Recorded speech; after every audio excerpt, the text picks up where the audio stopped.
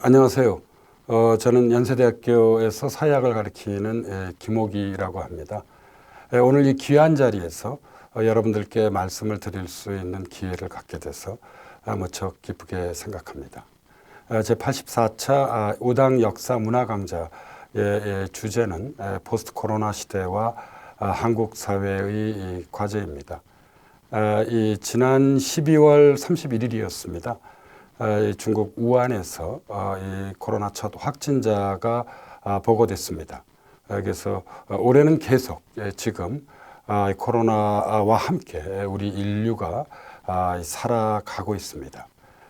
이런 우리 시대, 다시 말씀드리자면 포스트 코로나 시대를 우리가 어떻게 이해할 수 있고 이에 대응해서 우리 사회는 어떤 과제를 안고 있는지를 여러분들께 말씀드리고자 합니다. 제가 오늘 말씀드릴 내용은 크게 세 부분으로 나뉘어집니다. 맨 처음 코로나19 팬데믹의 성격에 대해서 말씀을 드리고요. 이어서 포스트 코로나 시대를 접근하는 이 5가지의 코드, 시각에 대해서 말씀을 드리고요.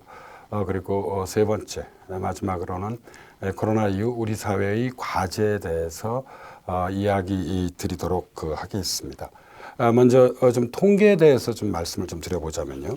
오늘 이 강의가 녹화되는 날은 오늘 12월 29일입니다. 오늘자 오후 이 세계에서 코로나19 확진자는 4,400만 명 이상이었고요.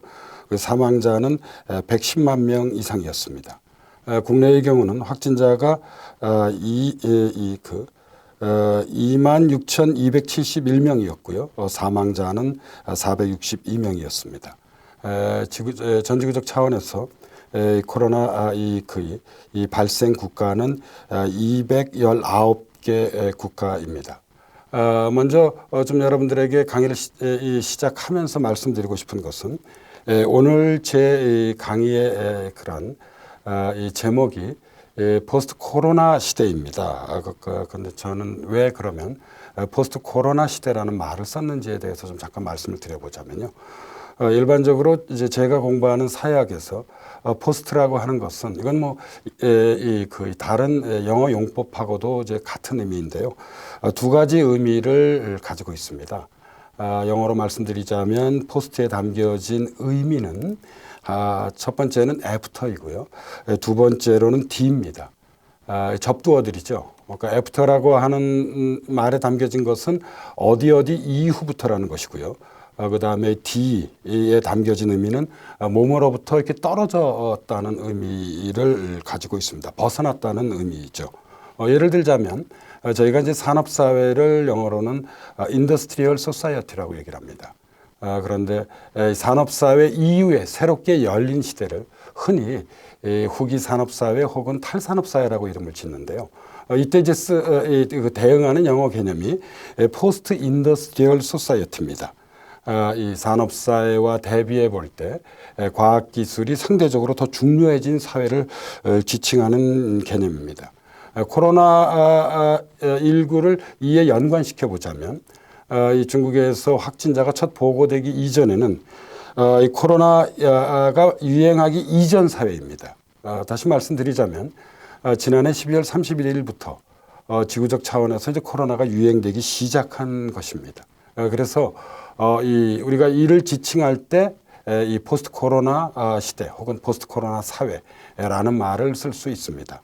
그래서 이 말씀을 다시 한번 드려보자면 포스트 코로나 시대에 담겨진 의미는 이 코로나가 끝난 어떤 그런 이제 코로나가 백신 개발을 통해서 이제 극복된다면 그 이후의 시대를 얘기하는 것이 아니라 코로나가 시작된 시대를 지칭할 때 포스트 코로나 시대라는 말을 쓸 수 있습니다. 이것은 우리가 산업사회에 이어서 곧바로 탈산업사회가 시작되는 것과 같은 이치라고 할 수 있습니다. 뭐 이런 맥락에서 볼 때 일각에서 얘기하는 이 위드 코로나 시대라는 말은 이 포스트 코로나 시대와 같은 의미를 담고 있는 것이라고 볼 수 있습니다. 정리해서 말씀드리자면 포스트 코로나 시대라는 말에 담겨진 의미는 코로나가 끝난 다음의 사회라는 것이 아니라 코로나가 시작된 바로 그 이후의 사회를 거의 의미한다는 것을 좀 강조해서 말씀드리면서 이 오늘 강의를 시작하도록 하겠습니다. 맨 처음 제가 말씀드리겠다고 이야기한 것은 코로나19 팬데믹의 성격입니다. 팬데믹이라고 하는 것은 감염병, 이 지구적 유행이 이루어진 상태를 우리가 팬데믹이라고 볼 수 있습니다. 이러한 코로나19 팬데믹을 그렇다면 어떻게 볼 것인가에 대해서 저는 이런 생각을 가지고 있습니다. 코로나19 바이러스가 중국 우한에서 처음 보고된 것은 지난해 12월 30일이었습니다. 우리나라의 경우는 이 코로나19 팬데믹의 첫 환자가 이 코로나 환자가 확진자죠. 이 첫 확진자가 나타난 것은 1월 20일이었습니다. 그래서 올봄 여름과 가을 가을에 동아시아, 유럽과 미국을 휩쓴 이 코로나19 바이러스가 최근에 이제 라틴 아메리카와 인도를 강타해 왔습니다. 그렇다고 해서 유럽과 이 미국에서 현재 코로나19 이 팬데믹이 잠재워졌다는 것은 아닙니다. 올 봄부터 계속 제기되었던 그 주장 가운데 하나가 이 올 가을과 겨울에 코로나의 제2차 파고가 예상될 것이라는 어떤 그런 견해였습니다.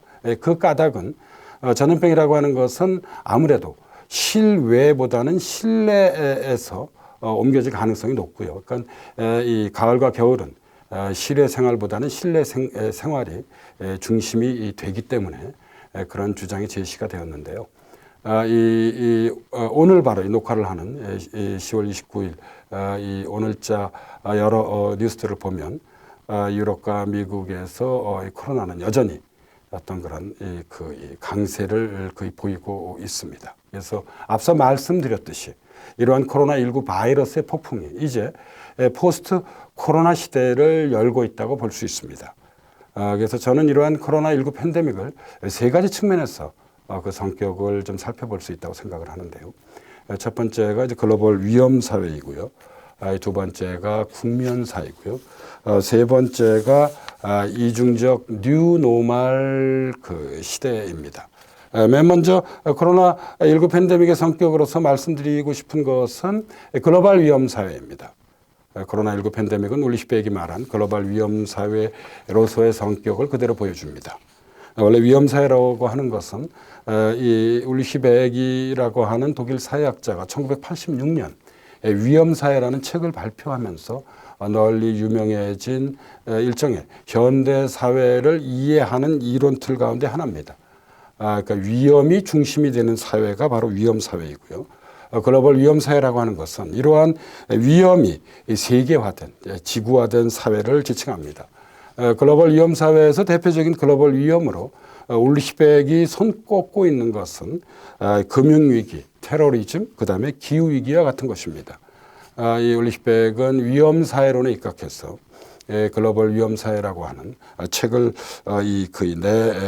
놓기도 했습니다. 그래서 우리가 지구촌이라는 말을 많이 씁니다. 글로벌 위험 사회라고 하는 것은 이제 이게 위험 자체가 전 지구적으로 확산됐기 때문에 우리 인류에게 이제 위험의 바깥은 존재하지 않습니다. 위험에 따른 그 결과 공포의 세계화가 강화되고 있습니다. 특히 이 전염병의 세계화는 건강과 생명이 직결되어 있는 만큼 일단 위험이 발생하면 지구 전체를 공포로 몰아넣게 됩니다.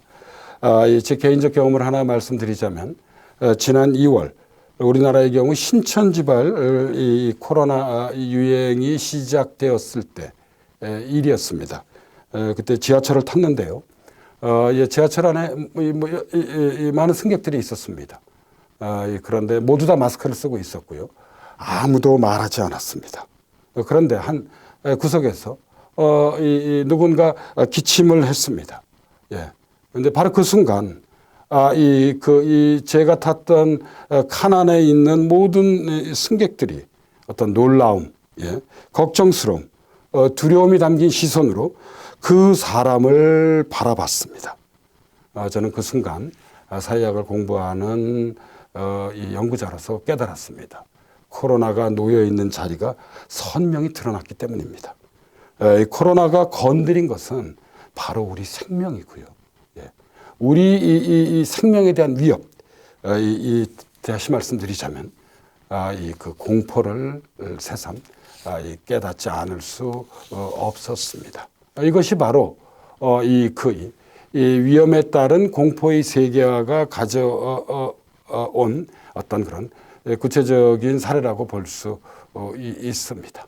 그래서 일단 위험이 발생하면 그것이 글로벌한 성격을 가지고 있을 경우 지구 전체를 공포의 세계화로 몰아넣고요. 이 코로나19 팬데믹은 그것을 생생히 보여주고 있다는 것입니다. 이러한 위험의 세계화에서 주목할 만한 또 하나의 사실은 이 환경위기가 국가 세급, 세대에 따라 불평등한 영향을 미치듯 위험이 경제적으로 빈곤한 나라의 국민, 독거노인이나 미취학 아동 등과 같은 사회적 약자들에게 더 큰 영향을 미치게 된다는 점입니다. 다른 말로 하자면 위험이 가져오는 위험의 불평등 현상입니다. 제가 몇 해 전 한 일간지에 더위는 평등하지 않다라고 하는 어떤 그런 칼럼을 쓴 바 있습니다. 폭염이죠. 여러분, 폭염은 평등하지 않습니다. 어떤 집에는 방마다 에어컨이 있고요. 어떤 집에는 거실에만 에어컨이 있고요. 어떤 집에는 선풍기로 더위를 쫓고요. 그리고 혼자 사시는 독거노인 어르신들의 경우에 어떤 경우에는 이 선풍기조차마저도 없을 수 있습니다. 이것이 바로 폭염이라고 하는 위험의 이 불평등 현상입니다. 코로나19도 현재 바로 이런 위험의 불평등 현상을 그대로 보여준다는 점을 우리가 주목할 필요가 있습니다. 두 번째로 코로나19 팬데믹의 성격으로서 말씀드리고 싶은 것은 국면사로서의 코로나19 팬데믹입니다. 여기서 말하는 이 국면사라고 하는 것은 프랑스 역사학자죠. 우리가 아나락파 역사학자라고 흔히 얘기하는데 이 페르낭 브로델이 만든 이론입니다. 브로델에 따른다고 한다면 역사는 세 층위로 이루어져 있습니다. 가장 이제 위에 있는 층이 어떤 그런 사건들의 그런 역사입니다. 예를 들자면 올해의 경우를 보자면 지난 4월 15일 날 여러분 총선이 있었습니다. 총선이라고 하는 건 하나의 사건으로 존재하는 것입니다. 그리고 이러한 사건들의 역사 바로 아래 국면들의 역사가 존재합니다. 이 국면이라고 하는 것은 영어 이제 컨정처를 우리말로 옮긴 것이죠. 예. 경우에 따라서는 주기라는 말로 써도 좋습니다. 대략 한 30년에서 60년 정도 상당히 지속되는 역사를 의미합니다. 예를 들자면 우리나라의 경우에서는 가난으로부터 벗어나기 위해서 경제 발전에 주력한 산업화 시대라고 하는 것은 하나의 국면입니다. 그리고 산업화가 어느 정도 이루어지자 이 국민 다수는 말의 자유, 그다음에 인권, 민주주의를 누리기 위해서 민주화 시대를 열어왔습니다. 민주화 시대라고 하는 것도 여러분 하나의 국면입니다. 이러한 국면의 역사들이 존재하고요. 국면들의 역사가요. 그리고 그 아래 구조의 역사가 존재합니다. 구조의 역사라고 하는 것은 아주 더디게 흐르는, 장기적으로 흐르는 시간들의 역사입니다. 예를 들자면 산업사회, 산업혁명 이후의 사회입니다. 예를 들자면 자본주의. 그리고 저희 학계에서 많이 쓰는 말이지만 예를 들자면 현대성, 영어로 모더니티죠. 이런 것은 여러분 일종의 구조의 역사라고 할 수 있습니다. 그런데 코로나19 이 팬데믹이라고 하는 것은 사건사를 넘어선 새로운 국면사의 시작을 알리고 있다고 생각합니다. 이 국면의 역사는 나날의 사건들과 그 안에 살아가는 개인들이 사유 및 행위를 제한합니다.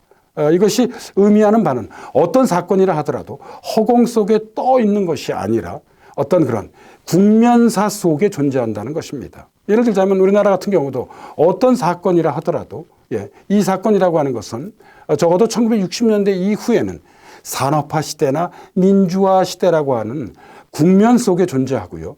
그 국면에 연관해서 사건에 대한 해석들이 이루어진다는 것입니다. 그리고 이제 이러한 코로나19 팬데믹은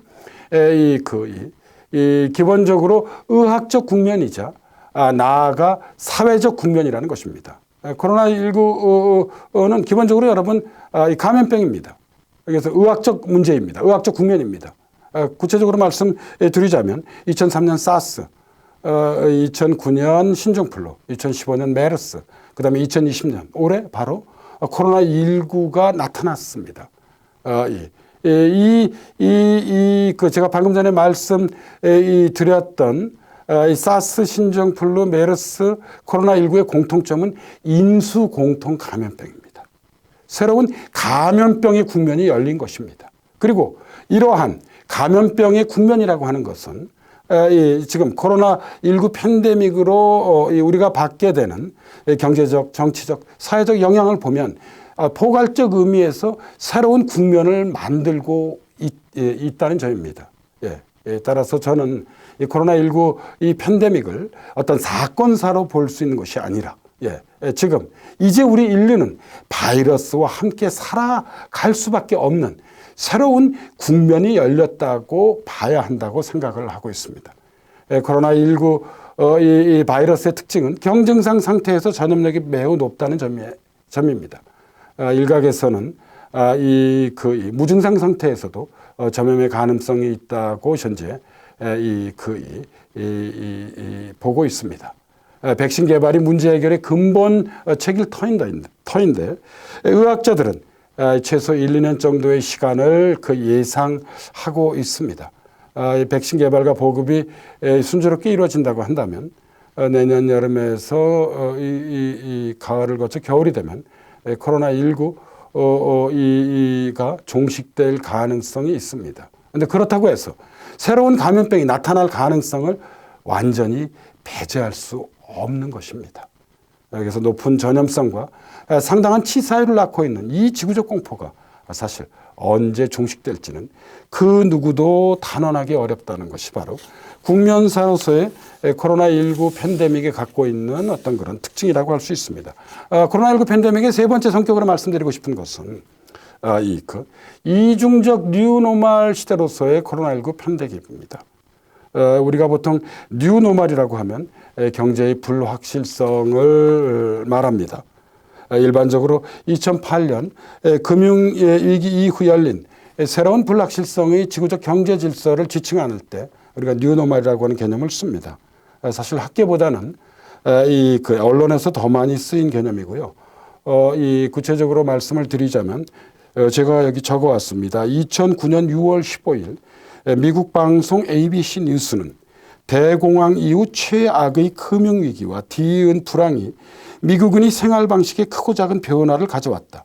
이것이 뉴노멀의 세계다라고 보도했습니다. 이때부터 뉴노멀이란 말이 널리 쓰여지게 됐습니다. 그래서 이전에 비정상적인 것으로 생각되던 일들이 이제는 상식적인 일로 변했다는 의미를 이 뉴노멀은 담고 있습니다.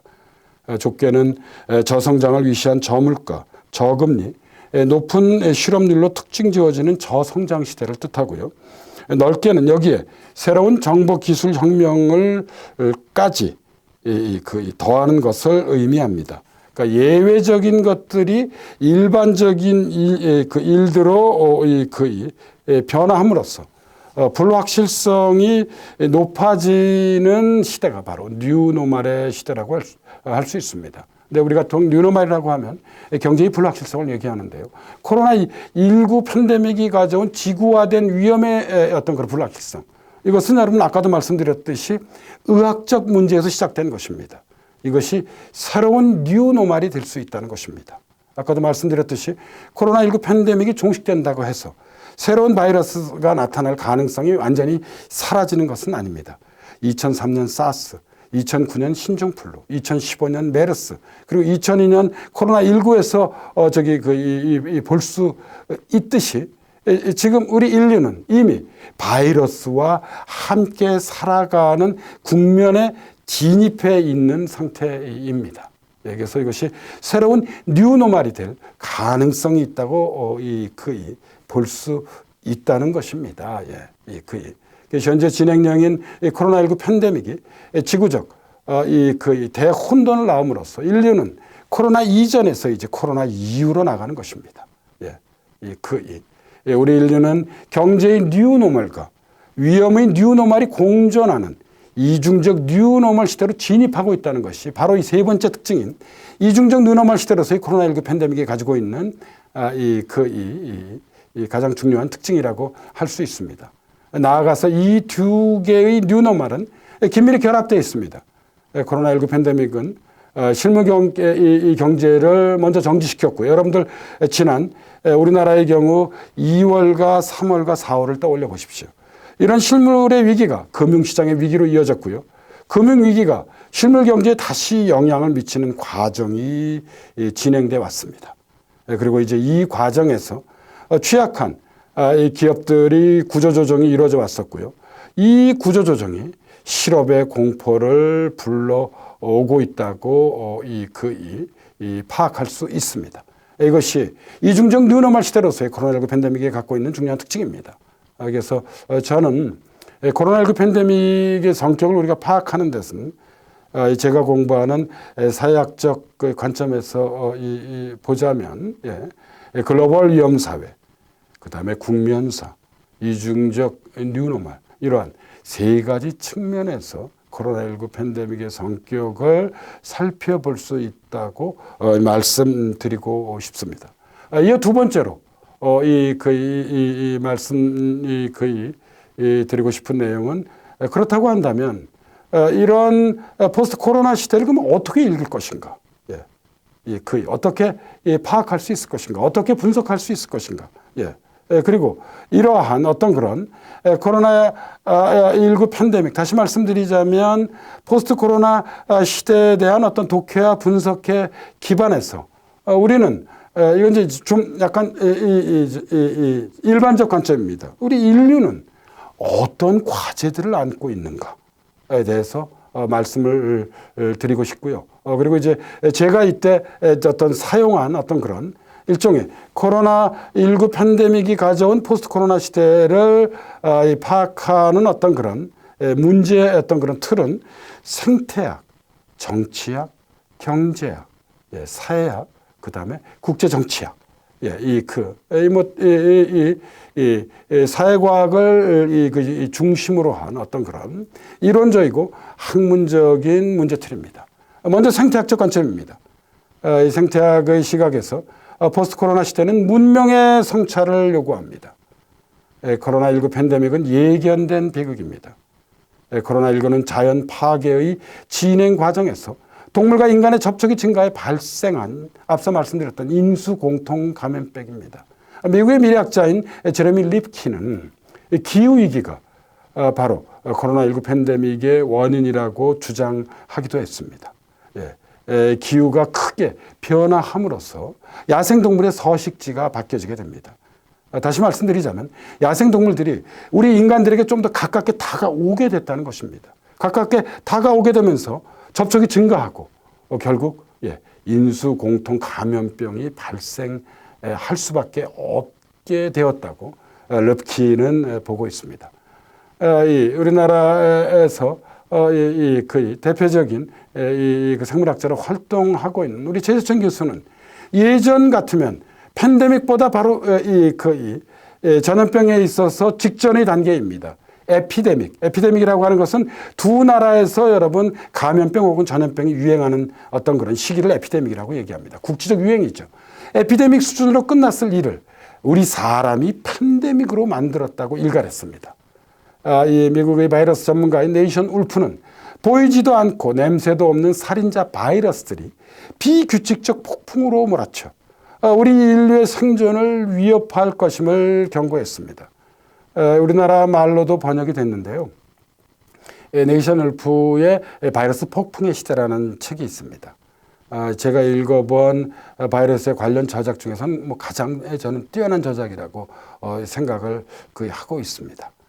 제가 앞서 말씀드렸듯이 코로나19가 종식된다고 해서 새로운 바이러스가 나타날 가능성이 여러분 거의 사라지는 게 아닙니다. 언제든지 새로운 바이러스는 나타날 수도 있고요.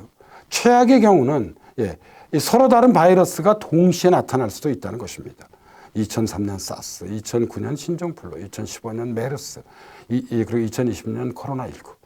왠지 기간도 좀 짧아지는 것 같고요.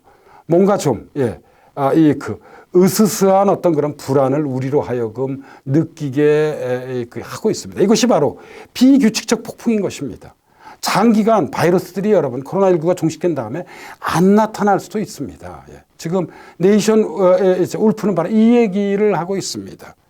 바이러스들이 비규칙적 폭풍으로 몰아쳐 우리 인류의 생존을 크게 위협할 것이라는 점입니다. 그래서 혹시 바이러스 문제에 관심이 있으신 분들은 네이션 울프의 바이러스 폭풍의 시대를 읽어보시기를 좀 권해드리고 싶습니다. 요컨대 생태학적 관점에서 보면 자연과 공존하는 삶과 실천, 이것이 바로 생태학이라고 하는 학문이 가지고 던지는 매우 중요한 메시지입니다. 우리 인간이라고 하는 존재도 여러분 지구의 유일한 주인이 아니라 지구를 이루고 있는 여러 존재들의 하나일 뿐인 것입니다. 지구는 우리 인간 말고도 수많은 동물과 식물들이 함께 살아가고 있습니다. 따라서 우리 인류는 자연과 더불어 함께 공존하면서 살아가야 할 책임을 갖고 있는 것입니다. 지금 이야기를 하고 있는 것입니다. 자연과 공존하는 삶과 실천은 이제 선택이 아니라 생존의 생태학으로서 의미를 가진다는 것이 생태학적 관점에서 포스트 코로나 시대를 읽는 어떤 그런 핵심적인 내용이라고 할 수 있습니다. 두 번째로는 정치학적 관점입니다.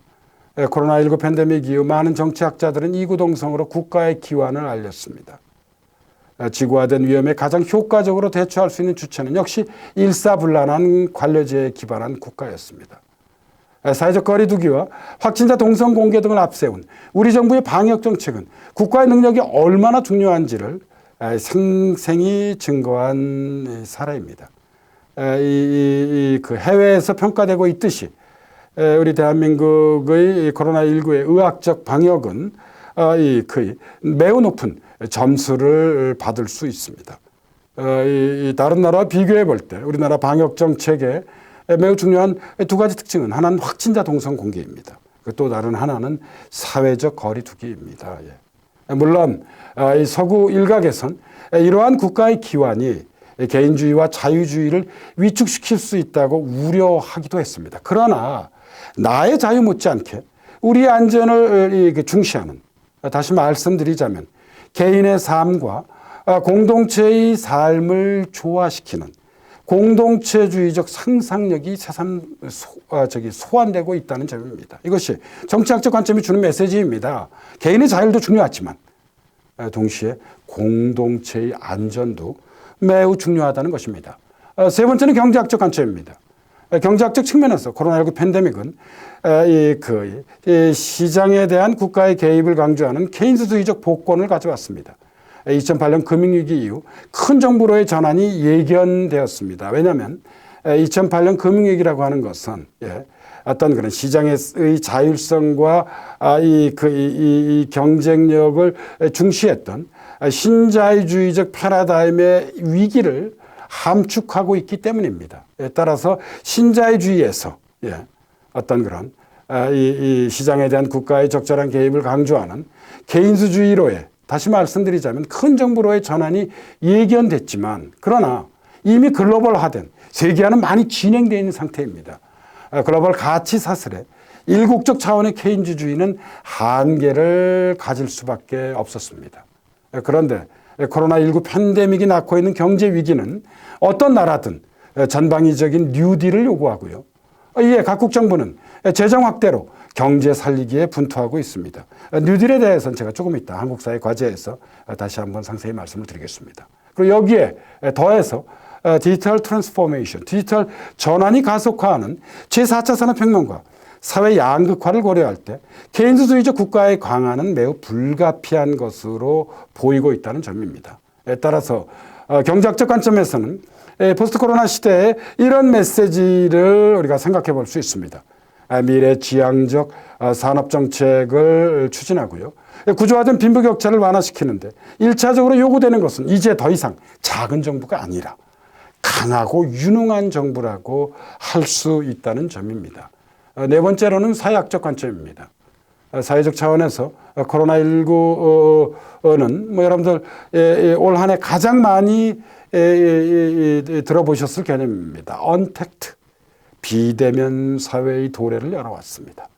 온라인 학습, 온라인 쇼핑, 온라인 문화생활 등이 바로 그 구체적인 사례입니다.